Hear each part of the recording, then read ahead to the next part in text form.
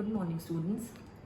So, for sixth standard, after a long time, I brought a theory class for you. After Kathak Nritya ka itihas, I guess, because in between we did, I think we did mudras. Yes, we did mudras, and we did many practical things which you need to practice. Now again, coming up to the theory portion. So today we have to start with the definitions. Now in Kathak, you should know that what is what, किसको क्या कहते हैं. So that is the reason definitions, परिभाषाएं आपको जानना बहुत जरूरी होता है.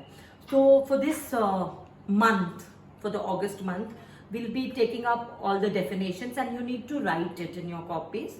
Then I will send it as usual. So now today we will take 3 definitions.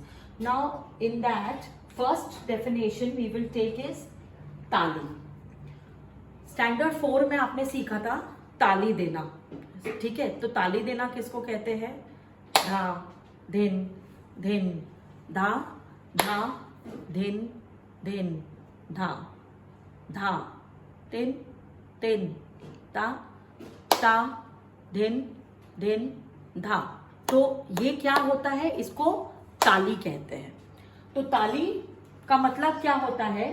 सम के अलावा अन्य विभागों की पहली मात्रा पर जहां हथेली पर दूसरे हाथ की हथेली के आघात द्वारा ध्वनि उत्पन्न की जाती है उसे ताली कहते हैं. 3 ताल में 1, 3 एवं 8 पर ताली दी जाती है. 3 ताल कितने मात्रा का ताल होता है? 16.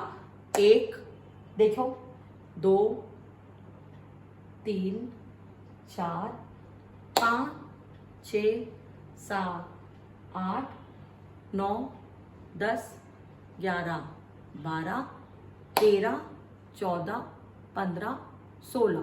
तो what is the definition of taal? 3 taal. I think we revise it earlier also that यह 16 मात्रा का ताल है. इसमें 3 ताली और 1 खाली होती है. तो ताली मतलब जो मात्राओं पर ताली बजी है वो मात्राओं को ताली कहते हैं. सो ये ताली क्यों ली जाती है स्टूडेंट्स? टू मेजर कि ये 3 ताल चैप्टर में आप जो छोटे छोटे तोड़े तिहाई जो सीखते हो वो सही बैठते हैं कि नहीं 16 बीट्स के अंदर.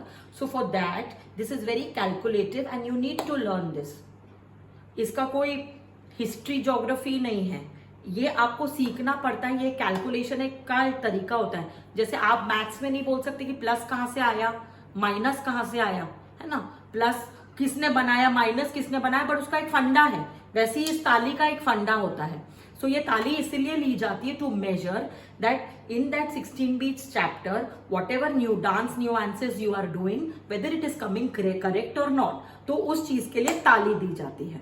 ताली प्रैक्टिस की जाती है along with the other things in Kathak. So इसीलिए इसको ताली कहते हैं.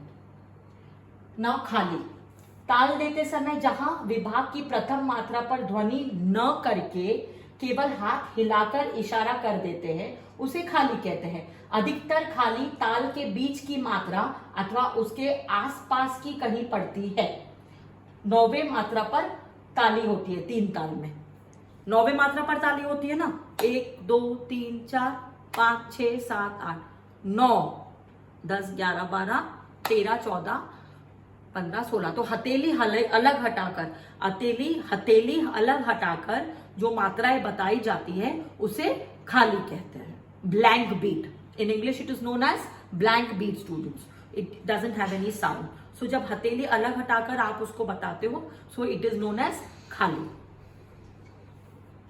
And today's last definition is ठेका.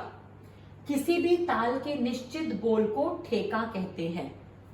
मतलब फॉर एग्जाम्पल आप कोई भी बोल ले लो, धा दिन दिंदा, है ना, तो उसे ठेका कहते हैं. ठेके का बोल ताल की ताली खाली विभाग आदि को ध्यान में रख के किया जाता है.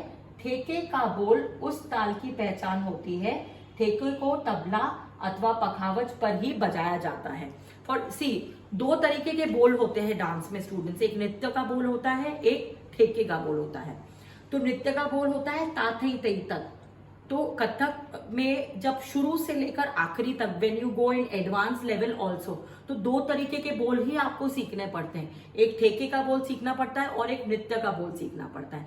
नृत्य का बोल, जैसे आपने अभी तक ताल 3 ताल सीखा है, तो नृत्य का बोल क्या होता है, ता थई थई तक, आ थई थई तक। और ठेके का बोल क्या होता है, धा धिन धिन धा, धा धिन धिन धा। वो इसलिए होता है क्योंकि वो ठेके से बचता है, तो जैसे तबले पे साउंड होता है वैसे ही वो कहा जाता है, तो दैट इज द रीजन उसको ठेके का बोल होता है। कोई भी ठेका माने जो तबले के बोल होते हैं उसको ठेके के बोल कहा जाता है। तो you need to read this, listen to my video properly and copy it down.